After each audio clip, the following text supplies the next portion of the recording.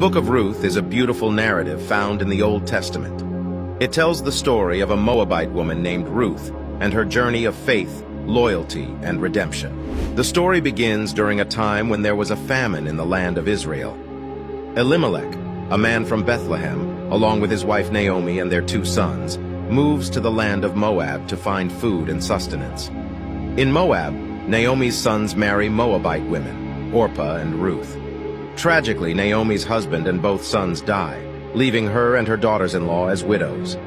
Naomi, hearing that the famine in Bethlehem has ended, decides to return to her homeland. Naomi urges Orpah and Ruth to return to their families, but Ruth clings to Naomi and makes a heartfelt vow, saying, "Where you go, I will go, where you stay, I will stay. Your people will be my people, and your God my God." So Ruth and Naomi return to Bethlehem. Ruth, as a foreigner, gleans in the fields owned by a man named Boaz, who is a relative of Naomi's deceased husband. Boaz shows kindness and favor to Ruth, protecting her and allowing her to glean in his fields. Naomi realizes that Boaz is a potential kinsman redeemer, a relative who can redeem their family's land and provide for them. Naomi advises Ruth to approach Boaz at night while he is sleeping on the threshing floor.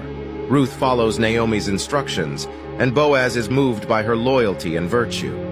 He agrees to act as the kinsman redeemer and marry Ruth, securing their family's inheritance.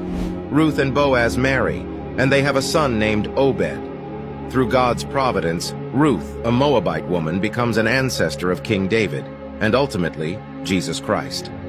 The story of Ruth highlights themes of loyalty, kindness, and God's faithfulness. It demonstrates how God can work through ordinary people and circumstances to bring about his plans and purposes.